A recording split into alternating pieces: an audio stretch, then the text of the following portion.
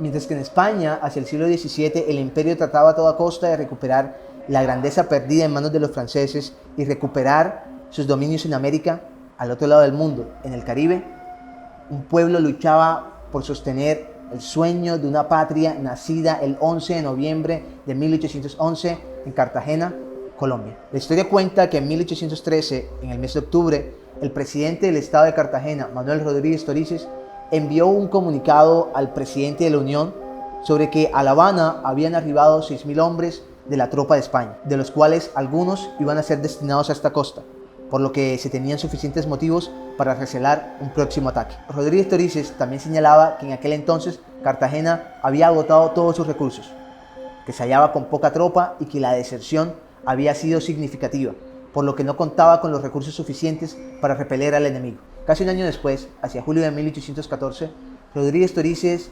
angustiado, envía un nuevo mensaje de alerta que para entonces tampoco fue escuchado. En simultáneo, en España, Fernando VI, quien acababa de regresar al trono, decidía desconocer el acuerdo entre americanos y españoles que los declaraba como iguales. Ese acuerdo había sido proclamado por la Constitución de Cádiz y en cambio ordenó emprender la primera y más cruel de las represiones militares en territorio americano.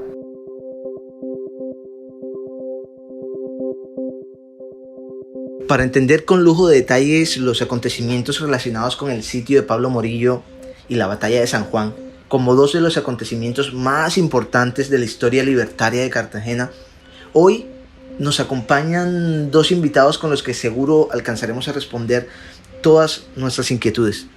Ellos son Adinet Vargas y Rafael Buendía. Ambos son historiadores. Rafael fue profesor de historia de Adinet durante la secundaria. La influencia de Buendía, su manera apasionada de abordar las ciencias empírico-analíticas, fue suficiente para marcar la vida de quien hoy es, entre otras cosas, la directora de la Sociedad de Historia de Turbaco. Adinet, primero que nada, muchas gracias por unírtenos para conversar sobre este tema tan apasionante.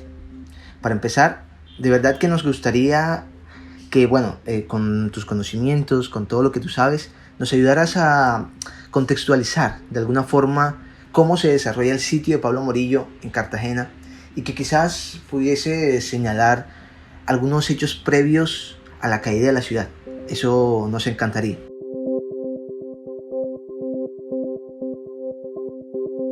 Para poder comprender los hechos previos al sitio de 1815, es importante mirar que Cartagena, luego de su independencia, intentaba reestructurarse a nivel político, a nivel económico. En ella había emprendido en ese proceso la elección de sus representantes, teniendo en cuenta que había conformado su constitución en 1812. Sin embargo, para los cartageneros y cartageneras no fue una sorpresa el asedio, puesto que Manuel Rodríguez Torices, desde años antes, sabía y había admitido que con la retoma del poder de Fernando VII se iba a emprender un largo camino para pacificar o recuperar esas colonias. A ver, pero también hablemos ahora de lo que significó el sitio. ¿Con qué defensas, guarniciones y artillería contaba Cartagena para repeler a las tropas españolas? Y también, ¿quiénes fueron los actores en medio de todos estos sucesos? ¿Acaso fueron los indígenas partidarios de la defensa de Cartagena? ¿Fueron negros, pardos y esclavos también partícipes? ¿Estuvieron inmersos en la defensa de la heroica o de poblaciones vecinas las mujeres? Eso es algo que nos interesa muchísimo. Así que queremos escuchar a Adinet y ver qué tiene para decirnos. Durante el sitio de 1815, Cartagena solamente contaba para su defensa con una guarnición de 2.600 veteranos, apoyados por 360 cañones de diversos calibres y una pequeña flotilla compuesta por una corbeta, 7 balandros y goletas. Realmente la gran defensa de Cartagena estuvieron en esas murallas que construyeron los mismos españoles. Esa misma obra de ingeniería se convirtió en inexpugnable y eso fue lo que en cierta medida soportó a Cartagena durante más de 106 días. También es importante mirar que los primeros encuentros que podemos observar que se dieron en esos años fueron los que se dieron en Santa Catalina, cuando los habitantes defendieron la llegada del ejército español, y también Turbaco fue incendiado intencionalmente para evitar que los españoles lograran abastecerse de alimentos allí. También vemos cómo durante el bloqueo de la bahía se dio lo que se conoce como la acción de pasacaballos, que fue una de las primeras, que realmente fue una emboscada que se hizo a una flotilla española, y digamos que durante estos meses, especialmente en noviembre, la defensa de la ciudad perdió a tierra bomba. Hoy se habla, por ejemplo, que hubo más de 300 personas en Boca Chica que perdieron la vida defendiendo a Cartagena. También vemos, por ejemplo, que en muchos de los pueblos vecinos, los grandes hacendados trasladaban sus reses para evitar realmente que este ejército lograra suministrarse de alimentos. Entonces digamos que en cierta forma todas esas fueron estrategias que Cartagena usó y que las poblaciones vecinas hicieron énfasis para lograr disminuir o lograr en general esa defensa que tanto anhelaba la ciudad de Cartagena, teniendo en cuenta que ella no contó con el respaldo de las diferentes provincias unidas de la Nueva Granada. Dentro de este proceso de asedio a Cartagena, es importante mirar que de forma colectiva los distintos sectores o grupos participaron en ella.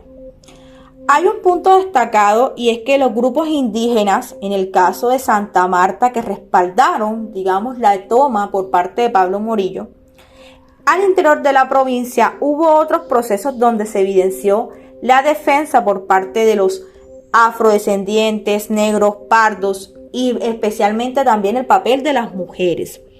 En Cartagena existieron diferentes espacios donde se posibilitó el acceso a la información, el acceso también a establecer redes en aras de defender a Cartagena. En Cartagena se menciona a las mujeres como una de las fundamentales dentro de este proceso de defensa. Algunas mujeres huyeron de la ciudad durante el sitio de 1815, algunas huyeron por montes o ríos. Hubo otras mujeres que tuvieron diferentes papeles. Tuvieron papeles de espionaje, o algunas mujeres brindaron acceso a pertrechos y armamentos, otras brindaron primeros auxilios o soporte económico para esta guerra. Algunas mujeres también facilitaron el hospedaje para muchos de los miembros o soldados que estaban heridos. Sin embargo, podemos destacar que en Cartagena, durante el sitio de 1815, hay nombres de mujeres reconocidos que vale la pena poner en escena. Una de ellas es Eugenia Rázola, conocida como la heroína del municipio de Turbaco.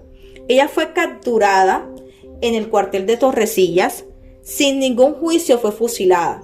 Y desde allí es que el municipio de Turbaco deciden los vecinos incendiar el municipio para frenar la llegada de los españoles. También vamos a encontrar mujeres en Monpós como María Ignacia Vázquez, María Josefa Fernández de Silguero. También vamos a encontrar a mujeres como Petronila Germán Ribón de Piñeres, que entregó sus joyas para financiar armas y pertrechos. También vamos a encontrar a Encarnación Larios, quien combatió junto a su esposo en mayo de 1815, cuando se dio todo este proceso previo de asedio a Cartagena en los alrededores. Entonces digamos que las mujeres son protagonistas de este proceso. También se habla de la existencia de una proclama que se conoce como las colombianas, donde se invita a las mujeres a seguir apoyando la causa patriota. Y digamos que la independencia de Cartagena y lo que va a ser la defensa de su libertad en 1815 va a permitir que ellas participen y que tengan un papel decisivo en lo que va a ser como tal esas ganas de defender la república, esas ganas de apostarle a la libertad.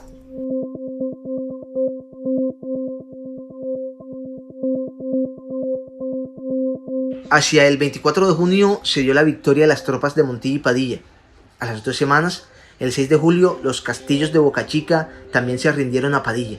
Fue Padilla quien navalmente culminó la tarea de independizar a Colombia. ¿Qué efectos trajo consigo esta victoria?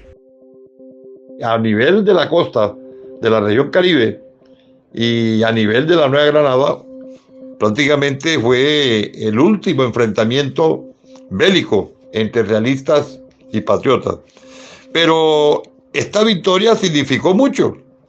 ¿Qué trajo para sí? Trajo consigo la firma de la rendición por parte del ejército realista. Óigase bien, esta firma de este acta de rendición del ejército realista se llevó a cabo en territorio turbaquero. Este hecho se realizó el día 22 de septiembre de 1821 en la hacienda Torrecilla y estuvieron presentes para la firma de ese acta de rendición por parte de los españoles. Estuvo Miguel Balbuena, el gobernador de ese entonces de la provincia de Cartagena, Gabriel de Torres, y por los patriotas, por los granadinos, Luis Francisco Rius y Mariano Montilla. Repito, esto se realizó en Turbaco. Por eso es muy plausible de que los turbaqueros, esta fecha de un 22 de septiembre se tome como fecha de importancia, de mucha importancia en la historia local. Invasiones, sitios, periodos de colonización. Nada ha bastado para derruir por completo esta ciudad de héroes y epopeyas fantásticas. El legado de muerte no prevaleció. Aún en medio de sus peores crisis, Cartagena, la heroica, supo levantarse. Hoy, 210 años después, continúa de pie. Sigan con nosotros. Esto es Cuatro Palabras, otra forma de narrar.